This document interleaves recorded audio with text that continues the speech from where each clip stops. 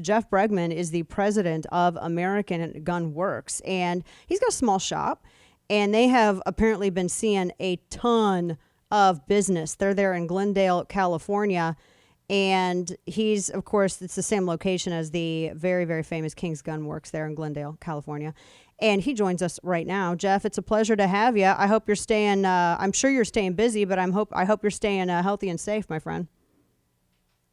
So far, so good. Excellent. So you, as I understand, you have kind of a small shop, and with all of this stuff, with this pandemic happening, there are now, I've been seeing lines at various stores, not just in California, but in states across the country, lines at a lot of these gun shops. And you have said that you said that you are not used to this level of business. Tell me what your experience has been like. Basically, it's been overwhelming. We've had to mitigate lines by taking phone numbers and having people wait in their cars so we don't have a visible line, because that draws attention. Yep. And then they might come and say, oh, you're being dangerous. We're going to close you down. That's actually really smart to just do the number and have them in their cars like that. That is smart. And, but I've got 2 computers to process and 3 staff members that can use those computers. And so the equipment that I have to do for California, I have to process each gun sale in, and I have to process it out on the computer. Takes about 20 minutes. Ammunition sales, each individual sale has to process in and process out. Takes about 20 minutes or so. Oh my gosh. Yeah.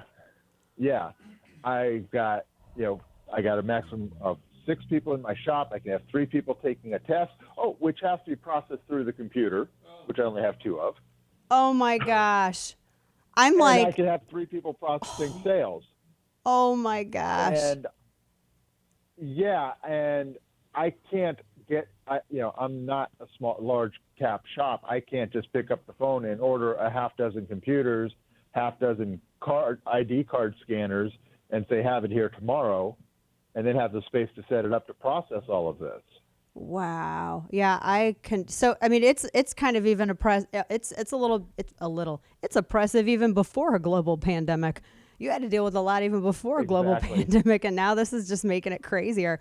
The people who are coming to your store, and the volume. Yeah, go ahead. The volume is crashing the systems. I can't even process some of the payments I have to make to the state.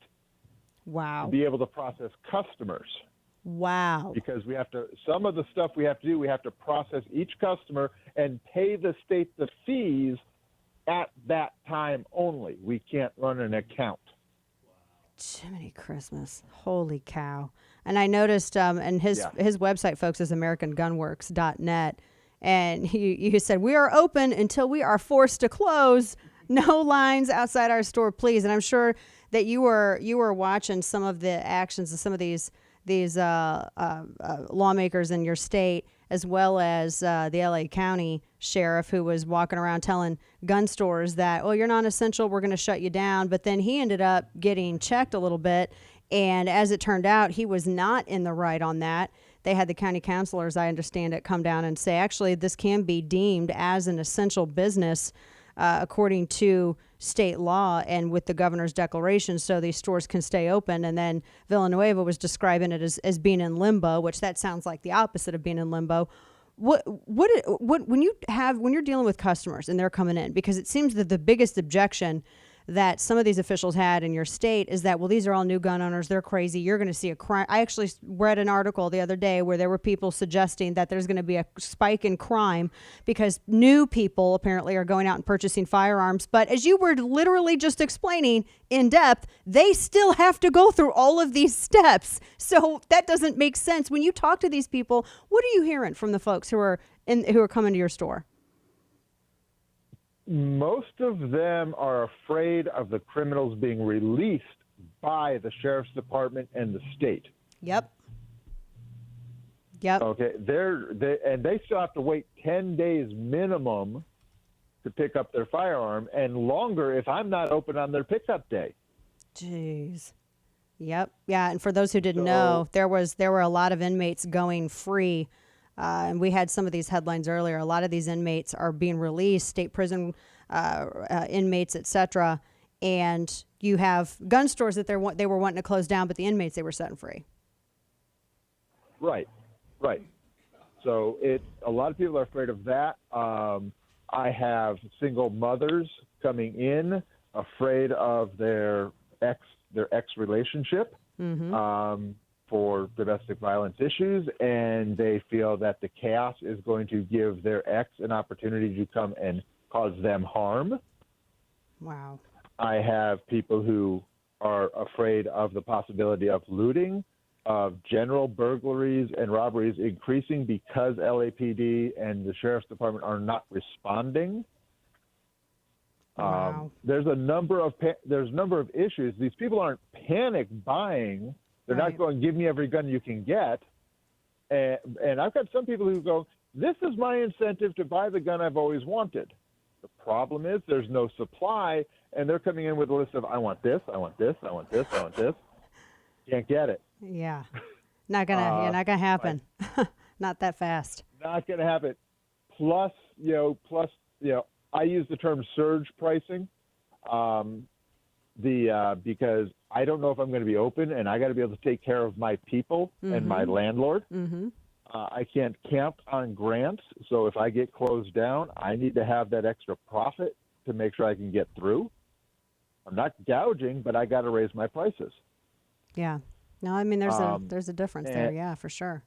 This and I want to get your response to the accusation that these people that are coming in, and I liked how you put it with the panic buying, because when you do have announcements that there are certain crimes that are just not going to be prosecuted at this time, and when you have inmates that are being released, I mean that's not really a panic response. That's people who are just they're planning. That is a planning response, not a panic response. Exactly. Yeah. Exactly.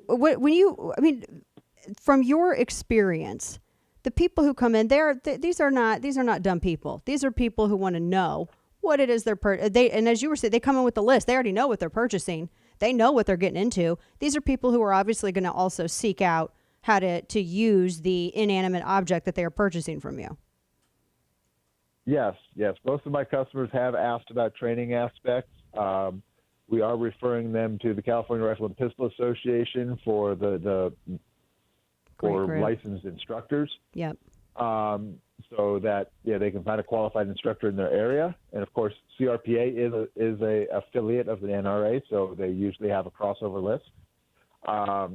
But any individual instructors that I know right now, most aren't taking new clients because they're booked for months. Right. Yeah, that can be. That can be tough. People are asking. We're trying to provide the best basic services we can, but we've had to turn away customers too, because their manner and demeanor is one. I don't want them owning a firearm. Yeah, and that's smart. And you have that. Manner and demeanor. Exactly. And if they scare me, a diehard libertarian about gun ownership, okay. That's good, and people don't realize. Yeah, exactly. Gun store owners have that ability. They have that discretion that they can put into practice. Last question I have for you: when you hear firearm stores described as being non-essential during a time when all of this is going on, what is your response to that? Self-defense and defense of your family is a first essential aspect of life in general. Self-defense and defense of your family is not only an essential service that we provide, it is a duty for each individual to take up upon themselves. Yeah. Amen to that. That's Jeff how I see Bregman. it. Jeff Bregman is president of American Gun Works, and you can find them at americangunworks.net. Jeff, I so appreciate what you do.